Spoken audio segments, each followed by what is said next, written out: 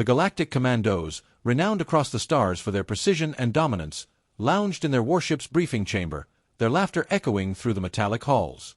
They were legends, operatives from various elite alien races united under a single banner to neutralize threats and assert galactic authority. Yet today, their topic of amusement was humanity. Primitive. Unevolved, a hulking, reptilian commando growled, baring his serrated teeth in a mock smile. These humans barely escaped their own gravity well, and now they think they belong in our network?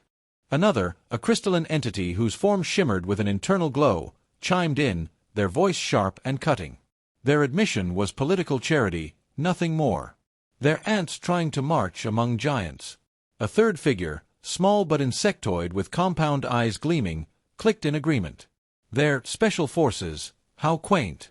Soldiers with rudimentary weapons and no comprehension of advanced tactics. It'll be entertaining to see how long it takes us to cripple their defenses. The mission was straightforward: descend to Earth, infiltrate a key communication hub, and disable it to send a message to humanity. Their superiors considered it a trivial exercise, and the commandos treated it as a training drill. Earth's forces, in their eyes, were barely an inconvenience. As they reviewed the mission briefing, holograms displayed Earth's defenses, thermal scanners, motion detectors, and armed guards. These technologies were relics compared to what the commandos faced on other worlds. They scoffed at the simplicity of it all, exchanging confident nods and placing bets on who would complete the mission first. Yet, beneath their bravado, a subtle warning had been issued in the debrief: humanity is unpredictable. The phrase, vague and unsubstantiated, was met with dismissal. The commandos had encountered countless species, brutal warlords, cunning tacticians, and relentless machines.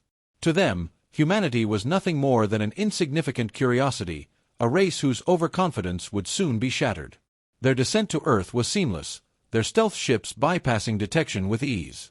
The planet below stretched out in shades of green, blue, and brown, a fragile world compared to the sprawling metropolises and fortress planets they often operated on. "Look at this place," one muttered as they approached the drop zone, a dense forest bordering the communication hub. "They still rely on trees for camouflage." Another snorted.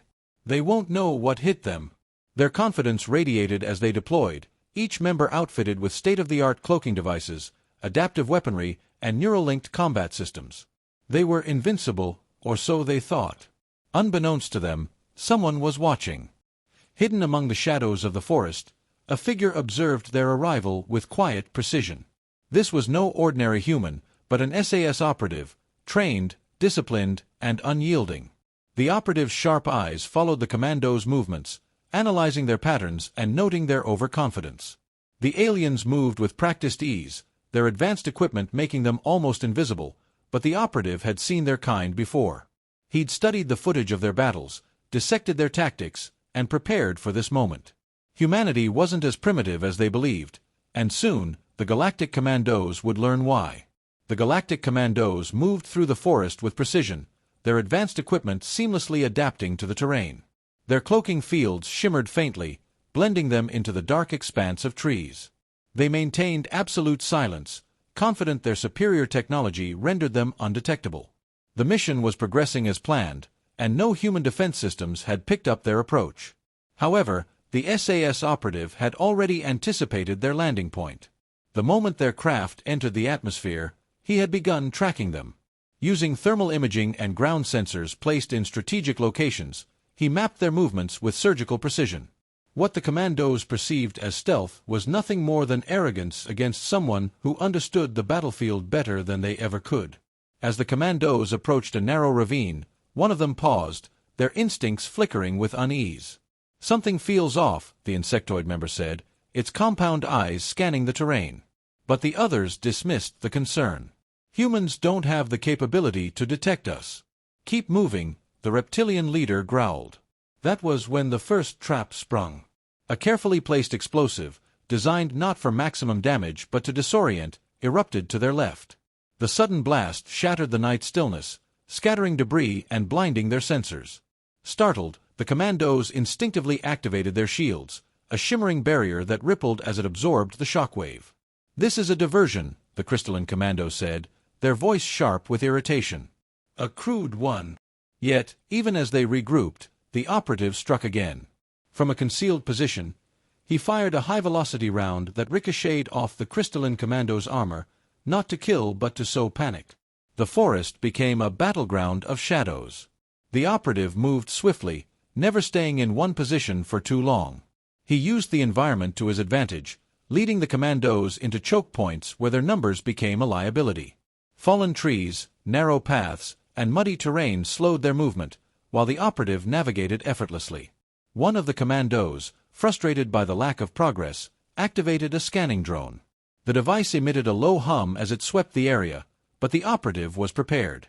He had rigged an EMP device nearby, and with a calculated press of a remote, the drone fell lifeless to the ground. "This isn't random," the reptilian leader snarled, his patience wearing thin. "We're being hunted." They tried to regroup, but the operative's tactics disrupted their cohesion. He used noise to disorient them, distant gunfire, sudden bursts of light, and even the sound of his own footsteps. Each time they thought they had cornered him, he slipped away, leaving only confusion in his wake. The first casualty came swiftly. One of the commandos stepped onto a pressure plate hidden beneath a layer of leaves. The explosion was brutal, severing the alien's lower limbs. The remaining commandos stared in shock. For the first time, they realized they weren't dealing with a primitive species. "Fall back," the leader ordered, but retreat wasn't an option. The operative had already sealed their path. The commandos regrouped, their confidence shaken but not yet broken. They huddled in a small clearing, scanning the area for any sign of their attacker. The silence of the forest pressed down on them, unnerving even the most seasoned among them.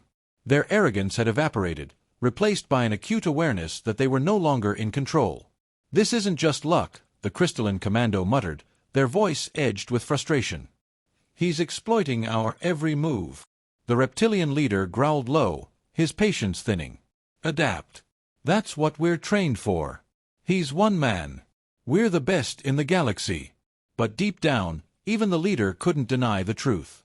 The operative wasn't just relying on luck, he was using strategy and experience to dismantle them piece by piece. Every step they took seemed to play into his hands. Meanwhile, the operative worked with precision and focus.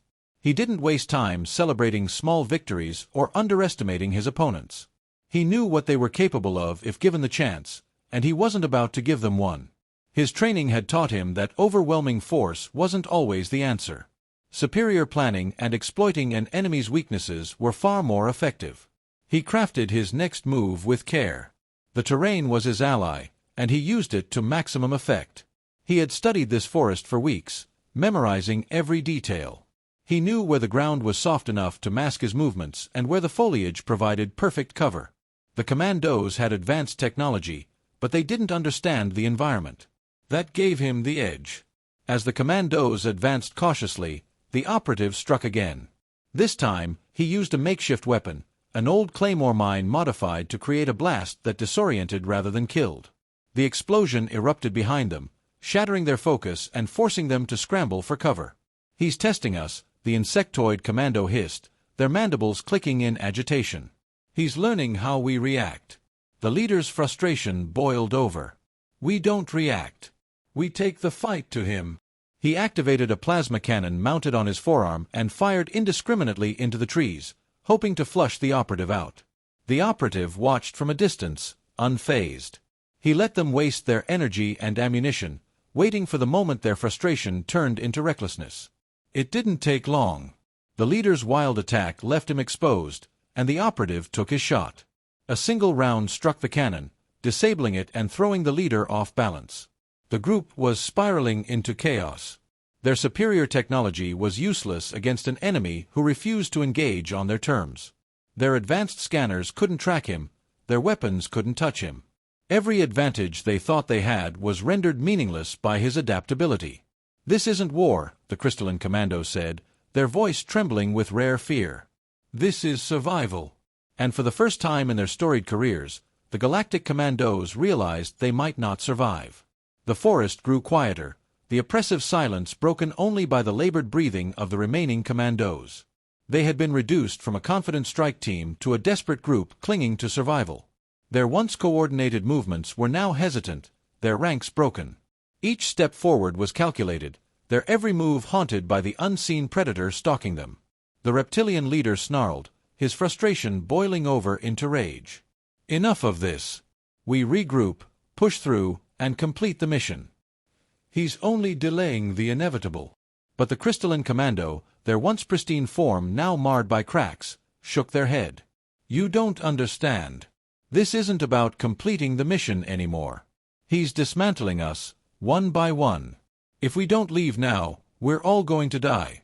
Their argument was cut short by a faint sound, a twig snapping somewhere in the dense foliage. All three commandos froze, weapons raised, their senses on high alert. For several tense moments, nothing happened. Then, without warning, the forest erupted into chaos. The operative struck with precision, using the terrain and their own fear against them. He had set traps in their path, and now he triggered them in rapid succession. A concealed tripwire sent a cascade of rocks tumbling down, separating the group further. Another triggered a burst of blinding light, disorienting the insectoid commando and leaving them vulnerable. The leader roared, firing blindly into the trees as the operative closed in. He moved like a ghost, striking from the shadows and disappearing before they could react. A well-placed shot disabled the crystalline commando's energy shield, leaving their fragile form exposed. The insectoid commando, panicked and uncoordinated, stumbled into another trap, a concealed pit lined with sharpened stakes. The leader stood alone now, his heavy breathing fogging the visor of his helmet. His advanced equipment, once a source of pride, now felt like dead weight. He scanned the area, his enhanced vision struggling to pierce the darkness. "Face me," he bellowed into the night. "You think you're better than us? Prove it." The operative stepped forward, his movements deliberate and unhurried. He didn't answer the challenge with words. His silence was more intimidating than any taunt. The leader fired his weapon, but the operative was already moving. With practiced efficiency, he closed the distance, disarming the alien with a brutal strike. What followed was a demonstration of pure skill.